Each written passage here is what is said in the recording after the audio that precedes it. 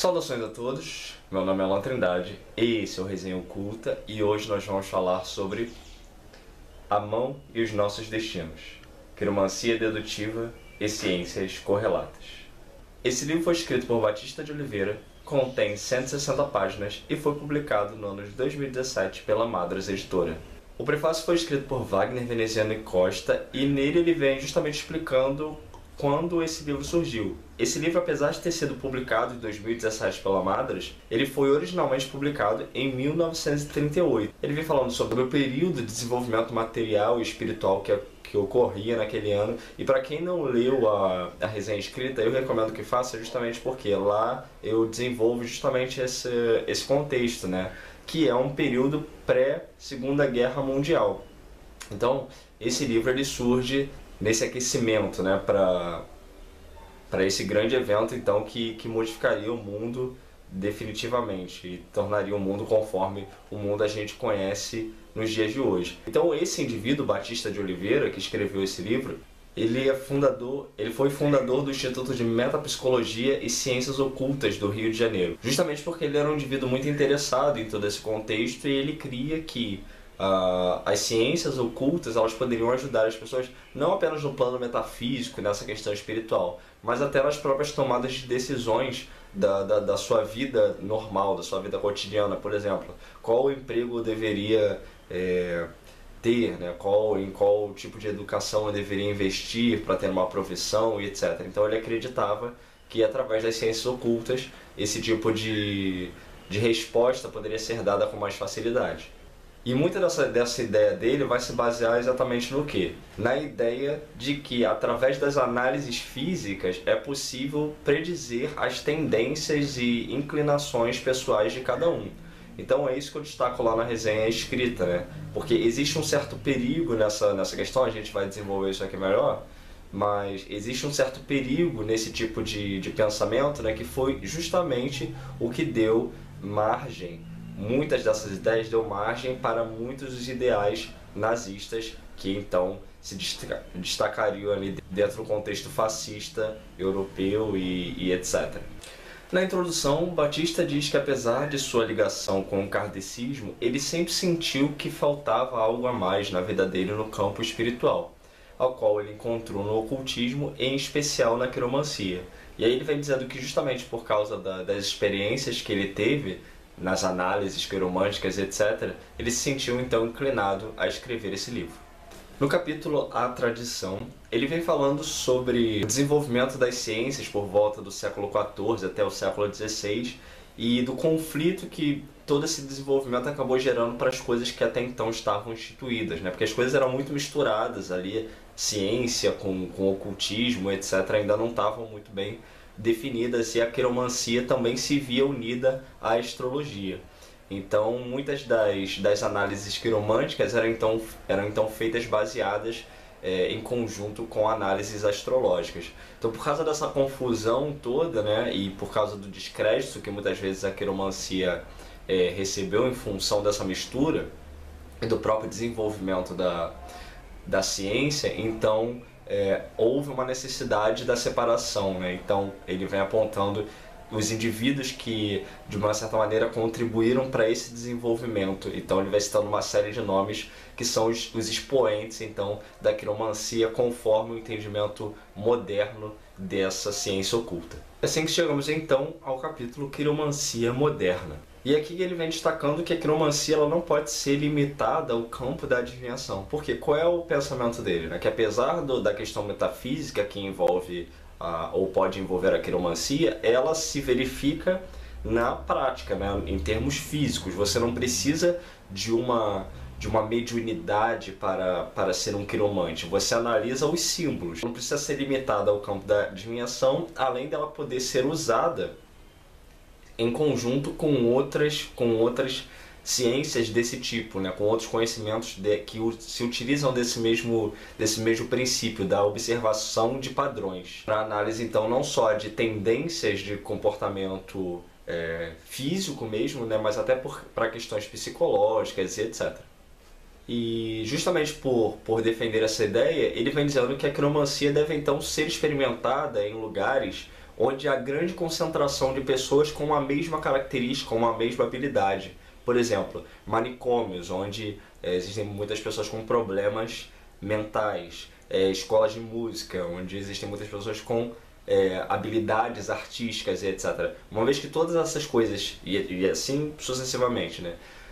Uma vez que todas essas coisas sejam coisas que sejam verificáveis através dos elementos contidos na mão, então há de se pensar que essas pessoas, esses grupos de pessoas vão ter essas mesmas características nas palmas das mãos. E aí ele fala assim na página 23. O quiromante não é um ser privilegiado, uma criatura misteriosa dotada de faculdades estranhas, um predestinado a descobrir pela inspeção das linhas das mãos a curva dos destinos humanos, a boa ou a má sorte que nos reserva o futuro. A quiromancia é uma ciência de observação, tem uma finalidade elevada, pretende altos objetivos morais, educacionais e sociais, assemelhando-se pela grandeza da sua missão a um verdadeiro apostolado. Naturalmente, nem todos os que tentarem o estudo da quiromancia serão bons quiromantes. Como as demais ciências, ela também exige do candidato a penetração dos seus segredos, a vocação necessária. Então, bem se vê essa questão dele, né? Ele quer realmente tratar a quiromancia, trazer a quiromancia para o campo científico, quase que científico da ciência vulgar, né? Chegamos ao capítulo Ciências Correlatas, e aqui ele vem dizendo que a quiromancia deve ser usada em conjunto com o estudo e a análise da fisionomia. Então por isso que o livro também vai ter esse nome, né? A mão, os nossos destinos, quiromancia, dedutiva e ciências correlatas. Quais são essas ciências correlatas? Vão ser essas outras ciências que ele vai citar aqui no decorrer do livro, que é a fisionomia, a grafologia e a frenologia. Aí sobre a fisionomia ele fala: pelo exame da fisionomia de uma pessoa pode-se determinar o seu caráter, as tendências dominantes do seu espírito, em alguns casos até mesmo o gênero de vida que prefere a sua profissão.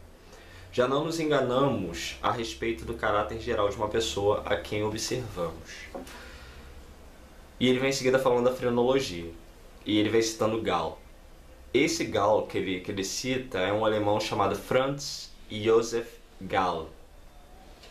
Esse indivíduo foi o maior expoente da frenologia. A frenologia foi uma pseudociência que ganhou certa notoriedade ali por volta do século XVIII, XIX, bem lá em 1800 e um pouquinho mais para frente. Ele dividia o cérebro humano em diversos campos, mais ou menos de uma forma arbitrária, e dizia que esses campos, né, dessa divisão do cérebro eram então os responsáveis por determinadas características humanas. De acordo com a sua relação com esses campos, esses espaços do cérebro ficavam mais desenvolvidos ou atrofiados. Então, por exemplo, tinha uma área responsável pela parte musical, né? Dando um exemplo. E se você fosse um indivíduo muito dedicado à música, aquilo ali se desenvolvia. E se você fosse pouco dedicado, por exemplo, à dança, aquela parte ficaria um pouco mais atrofiada. Então você teria a parte da música desenvolvida e a parte da dança atrofiada. Atrofiada não quer dizer que você seria incapaz, mas pouco desenvolvida, né? E isso, segundo essa ideia, afetava então a própria formação do seu crânio. Então eles entendiam que esses calombos eles davam protuberâncias na própria caixa craniana, e com isso era possível medir as tendências de um indivíduo. E isso era muito usado para medir, por exemplo, se o indivíduo ia ter tendências assassinas e criminosas e tudo mais.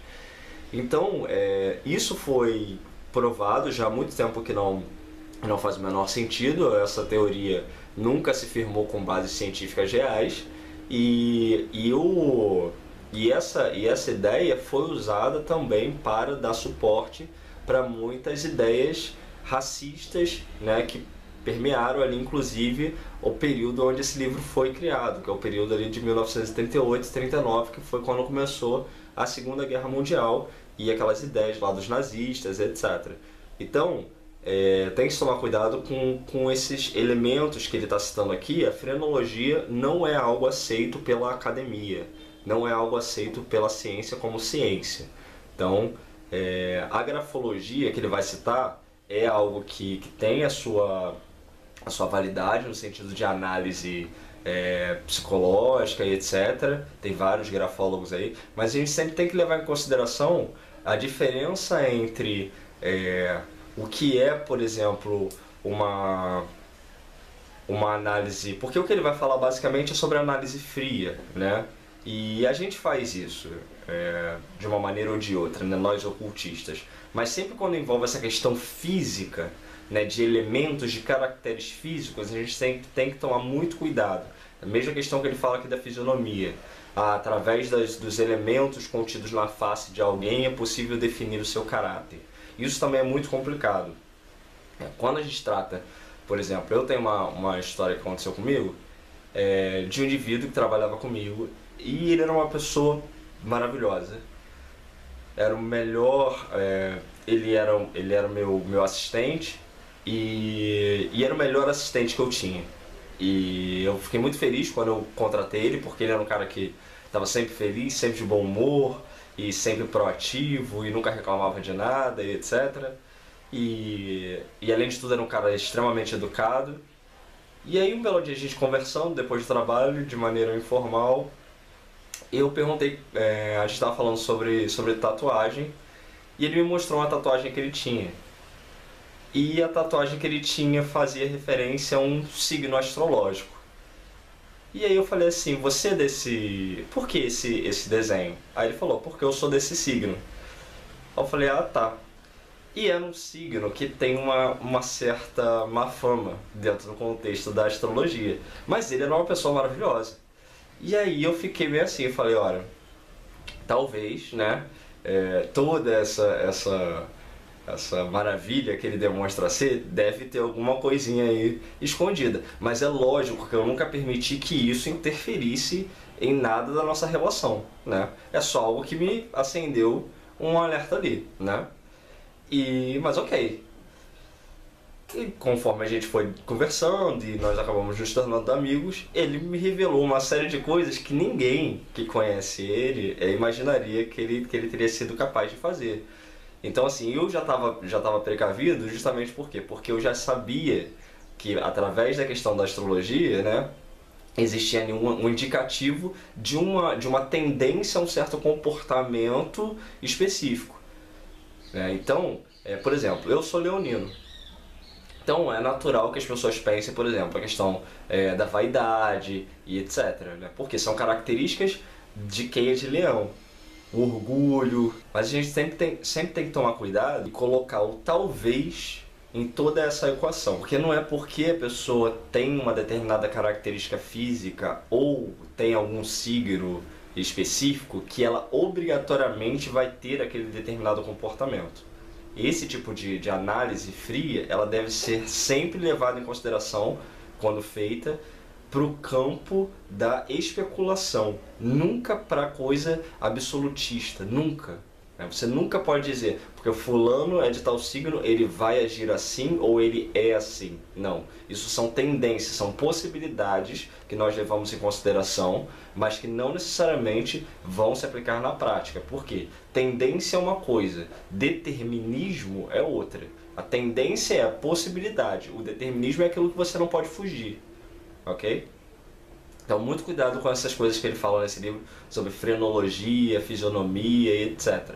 Essas coisas não são ciência, já foram descartadas. Até eu não conheço nem ocultistas que lidem com isso hoje em dia, justamente por quê? Porque a tendência a se cair para certos campos de discriminação e preconceito é muito grande. Ele conclui o capítulo então falando sobre a grafologia e citando um caso de sucesso onde ele fez uma análise através da letra de um total desconhecido. E ele diz então que das três essa é a mais precisa.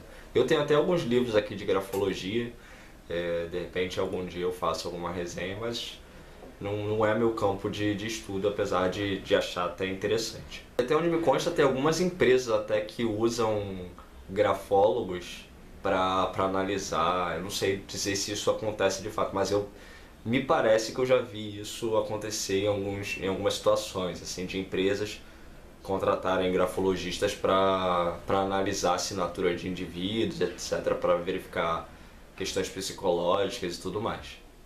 Chegamos então ao capítulo chamado Quironomonia, e é onde ele vai tratar então da fisionomia da mão, ou seja, da forma da mão, né? E aí a gente começa a entrar então nos aspectos mais específicos da quiromancia. Então ele vai dividir a mão em 4 tipos, e ele vem descrevendo então as características de cada uma desses tipos de mãos, né? Porque as mãos elas variam de tipo, mesmo às vezes quando a pessoa não... às vezes a mão não corresponde necessariamente ao tipo físico da pessoa, né? É igual o caso de gente gorda que tem cara de gente magra. É mais ou menos por aí. Então às vezes a pessoa tem um corpo gordo, mas o rosto da pessoa é magro. Então se tu pegar só a cabeça da pessoa, não parece que ela tem um corpo gordo. E a mesma coisa a mão. Às vezes a pessoa é magra, mas tem uma mão gorda, né? Uma mão grande, etc. E às vezes a pessoa é gorda e tem uma mão magra. Então, por isso dessa divisão de tipos de mãos, e são 4 que ele subdivide aqui. Então, onde a análise é feita então em cima de cada um dos dedos da mão. Então, começando pelo polegar, que é considerado o resumo do próprio homem. Esse dedo é atribuído então a Vênus. O indicador, que é então o dedo social e religioso, que é relacionado então a Júpiter. O dedo médio, que é o dedo da fatalidade, questionador e etc., que é relacionado a Saturno. O anelar, que é relacionado à beleza e às artes, relacionado ao Sol. E o dedo mínimo, ou auricular, que é o das relações, relacionado então a Mercúrio. E aí em cima cada uma das falanges, das divisões dos dedos, existem então as subdivisões relacionadas a cada um desses aspectos, né, dominantes do dedo. Então a análise também é feita em cima do tamanho das falanges, do tamanho dos dedos e etc. Chegamos ao capítulo chamado Quiromancia, e ele diz assim na página 47. Os elementos de que se serve a quiromancia para revelar destinos, expor o presente e levantar o passado de uma existência, pelo exame da mão, são os montes, as linhas, os signos e a grande variedade de pequenos traços cujos valores, de acordo com a posição ocupada onde aparecem, possuem diversas significações. Então, o que a gente viu até agora? Que a mão, a forma da mão indica uma determinada tendência, o tipo dos dedos também, e que na palma das mãos também vão existir elementos que vão corroborar essa análise inicial. Então, primeiro, segundo esse curso aqui dele, né? Primeiro vê-se a mão, depois os dedos, e então parte-se para a palma. E na palma que existem os montes, que também são relacionados aos planetas, e os signos, que são todos esses desenhos que ficam na palma da mão, e as linhas. E aqui nesse capítulo ele vai dar destaque então para os montes e suas atribuições. Aí nessa parte aqui é um pouquinho complicado, porque os desenhos que tem nesse livro eles são muito toscos, né? Eles não têm assim não dá para ver grandes diferenças entre um desenho e outro, e nessa parte dos montes também não tem desenho. Então você vai ter que buscar outras fontes para saber onde fica cada monte, etc. Mas basicamente são essas protuberâncias, né, que nós temos na mão. Assim, aqui é um monte, aqui é outro, e aqui nessa região dos dedos aqui, debaixo dos dedos e etc. Chegamos ao capítulo As Linhas, e aí ele fala assim na página 55. Diferentemente de alguns escritores, relacionarei nesta parte do meu trabalho 6 linhas apenas. A linha da vida, ou vital, a da cabeça, ou natural, a do coração, ou mental, a de Saturno, chamada de fatalidade ou do destino, a hepática, ou da intuição, e a de Apolo, ou da fortuna. Não considero o anel de Vênus e as linhas do punho elementos de igual categoria. E aqui tem um desenho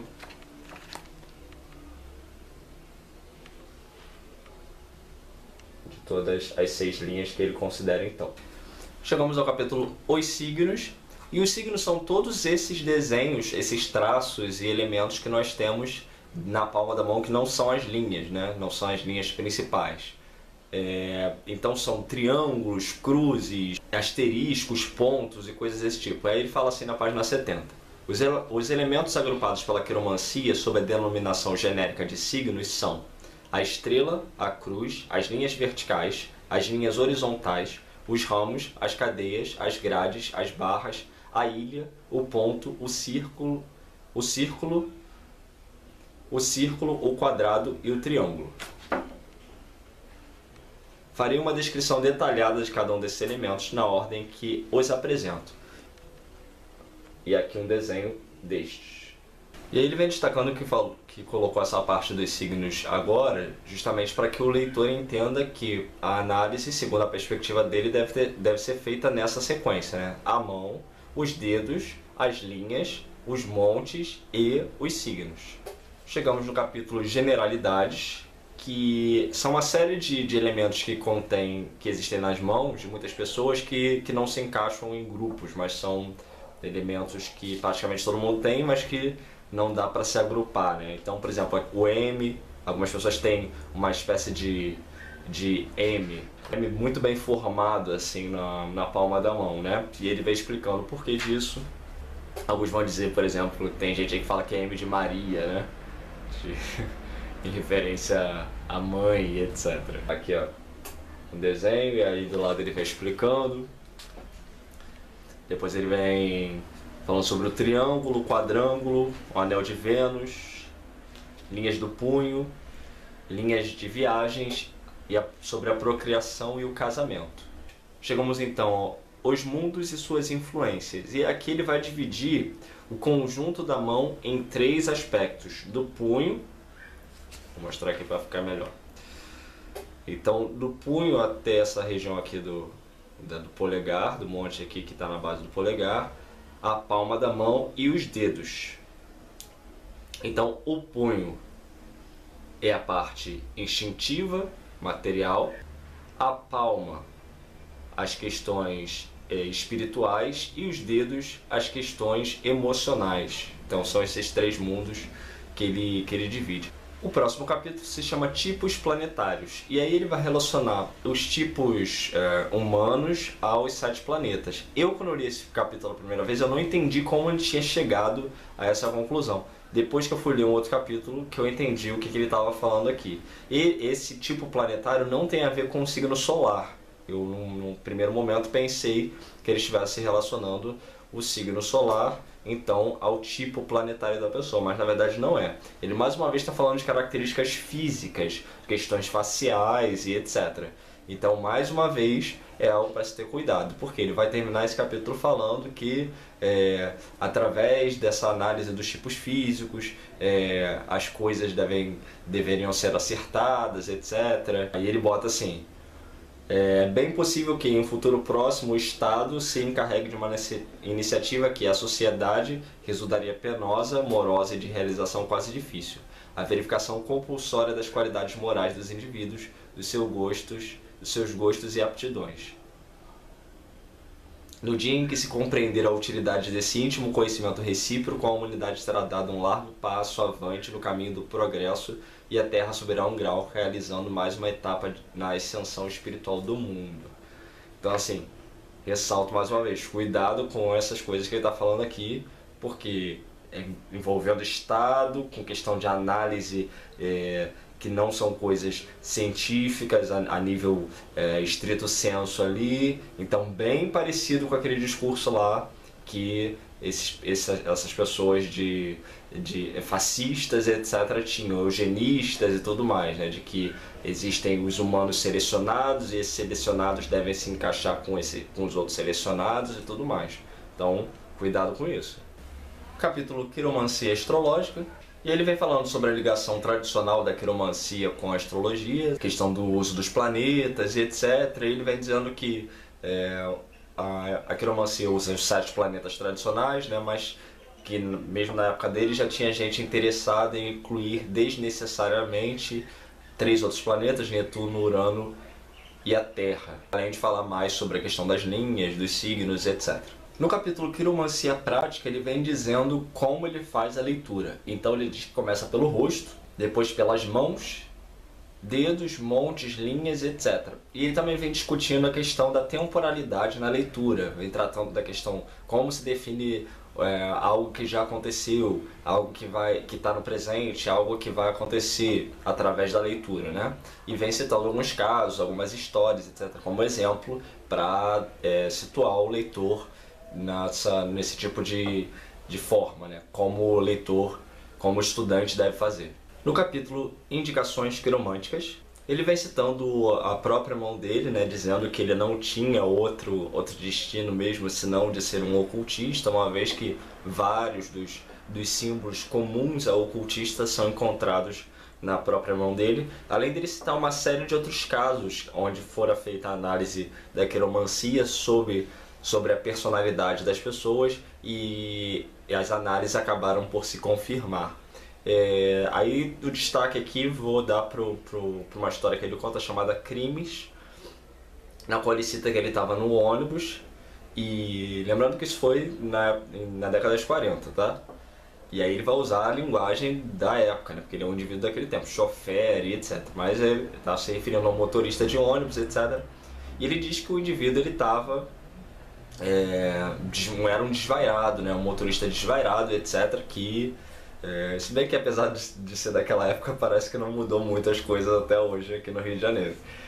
E esse autor é daqui do Rio também. E aí ele diz que o cara era, né, um lunático, etc., dirigindo o ônibus. Ele, na hora de descer do ônibus, ele fingiu que precisava de troco para ver a mão do cara. E aí ele percebeu que o polegar do motorista era deformado, né? Tinha uma péssima aparência, etc. Aí ele vai citando aqui as características do polegar do indivíduo. E ele vem dizendo que então polegares com essas características dão indicativos para atitudes criminosas, pessoas que podem ter atitudes criminosas. Ele disse que estava então vendo o jornal, cerca de 2 dias depois, ele leu lá a notícia de que 2 indivíduos estavam dirigindo, né, os ônibus e entraram numa disputa, numa briga e etc. E quando eles desceram para discussão, um dos caras, dos motoristas, encheu o outro de tiro, né, matou o outro motorista. E aí quando ele viu a foto era justamente o indivíduo que ele tinha analisado o polegar dias atrás. Chegamos ao capítulo Conclusão, e aí ele fala sobre o absurdo que era até anos atrás, onde os pais determinavam que os filhos deveriam ser, quais profissões deveriam seguir e etc. Quando que, sob a luz da quiromancia, essas coisas poderiam ser muito mais proveitosas para todos, porque uma vez que fossem feitas esse tipo de análise, o indivíduo então poderia ser orientado na profissão que melhor lhe seria adequada. E as nossas conclusões? É sem dúvidas um livro introdutório. Ele não vai se aprofundar em nada, apesar de dar todos os elementos ali possíveis para você iniciar a sua leitura. Porque, inevitavelmente, quando a gente está falando de mancias, a gente sempre cai no campo da adivinhação em algum sentido, né? Por mais que existam padrões que determinem certas características desse tipo de conhecimento, as linhas, a forma da mão e os signos, etc. Mas existe sempre um fator intuitivo muito grande envolvendo toda a questão. Quem já lida com o oráculo sabe o que é isso, né? Por exemplo, o tarô. Você vai jogar o tarô, você sabe que existe um padrão de análise das cartas. As cartas significam determinadas coisas em praticamente todos os livros, né? Com pequenas variações, obviamente, mas dificilmente essas interpretações vão variar drasticamente. Então a mesma coisa no caso da quiromancia. Mas sempre quando você está ali na prática da mancia, existe um elemento que é o elemento intuitivo, né, que é o elemento da mancia, que vai então te levar a uma análise mais específica da questão. Então é um livro introdutório, né, mas que dá então todos esses elementos base para o início da prática. A falta de desenhos mais precisos vai dificultar um pouco em alguns aspectos. Os desenhos eles são, como eu disse, toscos, né? Não dá para ver grandes diferenças, por exemplo, no caso das mãos e etc. Salvo no caso dos signos, que é algo muito específico, são asteriscos, estrelas, triângulos, etc. Isso daí, obviamente, fica claro para todo mundo, mas a questão da diferença dos dedos, das mãos, etc., isso é um pouco complicado. Também a falta de referências sobre os montes, referências gráficas sobre os montes. Então, um indivíduo interessado de fato vai ter que buscar outras fontes aí para entender melhor esses aspectos. É um livro, a meu ver, muito interessante, né? Porque ele tem esse caráter introdutório, ele dá uma visão geral sobre o contexto todo, que vai dar todas as possibilidades para você ter uma boa base ali para iniciar essa arte. Entretanto, tem que se tomar cuidado com essa coisa que eu falei, né? A questão desse ponto da frenologia, da fisionomia e etc. Esses campos são campos muito perigosos, né, que já se provaram extremamente danosos para a sociedade como um todo. Então, essa parte eu acho que é interessante que se ignore e entender que esse livro é um livro do seu tempo, né? Esse indivíduo, o Batista, é um indivíduo do seu tempo, então ele tinha essas ideias e vê-se que ele tinha uma boa intenção, né? Ele o tempo inteiro fala, olha, eu acho que isso ia ajudar a humanidade como um todo, então não fica... não há, ao meu ver, nenhuma intenção maliciosa no sentido de parecer que ele é um nazista ou nada desse tipo. Mas tem que se levar em consideração que se isso já foi testado, já foi verificado que não dá certo, então deixa pra lá. Então deixa a frenologia pra lá, né? Essa questão da fisionomia também, apesar dela de uma certa maneira ter se desenvolvido aí para o campo da leitura fria, etc. Tem até canais que tratam isso hoje no YouTube, mas é sempre importante levar em consideração isso, assim. Eu vou até citar uma coisa que eu lembrei aqui agora, essa coisa assim de leitura fria, de linguagem corporal e etc. Uma vez eu fui ler alguma coisa sobre isso, e aí eu vi que quem mexia no nariz enquanto estava falando significava que estava mentindo. E eu fiquei com essa coisa na cabeça, até hoje. Às vezes quando eu tô conversando com alguém, o meu nariz coça, eu não mexo no meu nariz. Se eu sentir uma coceirinha aqui, eu não coço, porque eu penso que a pessoa vai achar que aquilo que eu tô falando é mentira, porque eu tô coçando o nariz, e na verdade às vezes tá coçando mesmo, né? Então, eu sei que é uma maneira grosseira de entender esse tipo de técnica, mas o que eu quero dizer é cuidado justamente com a grosseria das coisas, né? Porque esses conhecimentos, eles muitas vezes são muito mais profundos do que uma revistinha pode nos dar informações.